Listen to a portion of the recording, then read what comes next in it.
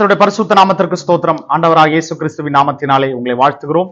இன்றைய ஜீவ வார்த்தை நிகழ்ச்சிக்கு உங்களை அன்போடு வரவேற்கிறோம். கர்த்தர் உங்களை ஆசீர்வதித்து பலப்படுத்துவார். இன்றைக்கும் நாம் தியானிக்கிற வார்த்தை ஆதியாகமத்தின் புஸ்தகம் 26வது அதிகாரம் 12வது வசனம்.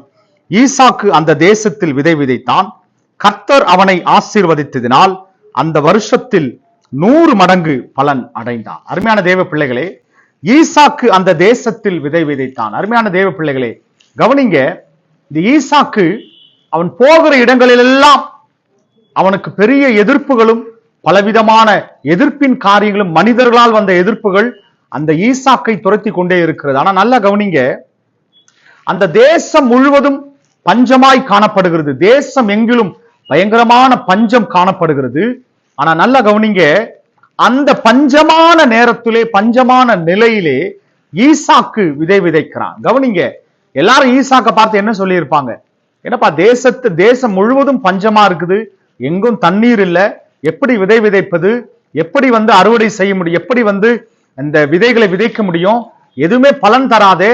ஈசாக்கை பார்ப்பதற்கே ஒரு வேடிக்கையா பார்த்திருப்பாங்க. நல்லா கவனிங்க அருமையான தேவ பிள்ளைகளே, ஈசாக்கு அவன் வேற யாரையும், அந்த சுற்றி உள்ள சூழ்நிலைகளையும், சுற்றி உள்ள மனிதர்கள், சுற்றி உள்ள காரியங்களை அவன் நம்பவில்லை. அவன் யாரை நம்பினான் என்றால், அவன் ஆராதிக்கிற தேவனாகிய கர்த்தரை மாத்திரமே அவன் நம்பினான். இன்றைக்கும் அருமையான தேவ பிள்ளைகளே கவனிங்க, இந்த ஈசாக்கை நீங்கள் நினைவில் வைத்துக் கொள்ளுங்க.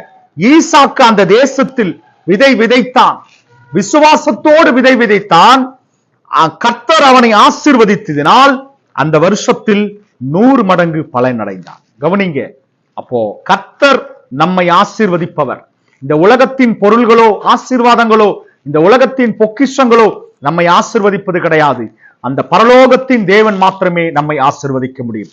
இதை கேட்டுக்கொண்டிருக்கிற அருமையான தேவ பிள்ளைகளே, உங்களை சுற்றி உள்ள சூழ்நிலைகளையோ, சுற்றி உள்ள காரியங்களையோ நீங்கள் பார்த்து கொண்டிருக்காதீர்கள், அதை நம்பிக்கொண்டு இருக்காதீர்கள். உங்கள் தேவனாகிய கர்த்தரை மாத்திரமே நம்பியிருங்கள். இந்த சூழ்நிலைகள் இதை எல்லாவற்றையும் மாற்ற கர்த்தரால் முடியும். உங்களை சுற்றி உள்ள, உங்களை கீழ்ப்படுத்துகிற, உங்களை மடங்கடிக்கிற எல்லா சூழ்நிலைகளையும் கர்த்தர் ஒரு நாளிலே அவர் மாற்ற முடியும். அருமையான தேவ பிள்ளைகளே, இந்த சூழ்நிலைகளை பார்க்காதீங்க, உங்களுடைய கண்களை கர்த்தர் மேல் மாத்திரம் நோக்கி இருக்கட்டும். நிச்சயமாகவே அந்த தேசத்திலே ஈசாக்கு விதை விதைத்தான், 100 மடங்கு அறுவடை செய்தான். அப்ப சூழ்நிலைகளை பார்த்து கொண்டு இருக்காதீங்க. நம்முடைய சூழ்நிலைகள் எல்லாமே நமக்கு எதிர்ப்பாதான் தெரியும். அதை பார்த்தோம்னா உண்மையாகவே நாம் தோல்வியை தான் தழுவ வேண்டும். அப்ப நமக்கு வெற்றி தருகிற தேவன், நம்மை ஆசீர்வதிக்கிற தேவன் அந்த பரலோகத்தின் தேவன். நிச்சயமாகவே இந்த காலங்களிலே இந்த ஈசாக்கை போல கர்த்தர் அவனை ஆசீர்வதித்தார், என்னையும் ஆசீர்வதிப்பார். இவ்வளவு நாட்கள் நான் சூழ்நிலை பார்த்து கொண்டு இருந்தேன்.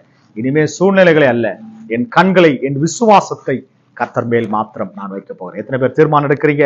இந்த காலங்களில் என்னோடு கூட ஜெபிப்பீர்களா? கண்களை மூடுவோம். தகப்பனே, அருமையான தேவ பிள்ளைகளுக்காக ஜெபிக்கிறோம். கர்த்தரை ஆசீர்வதிங்க.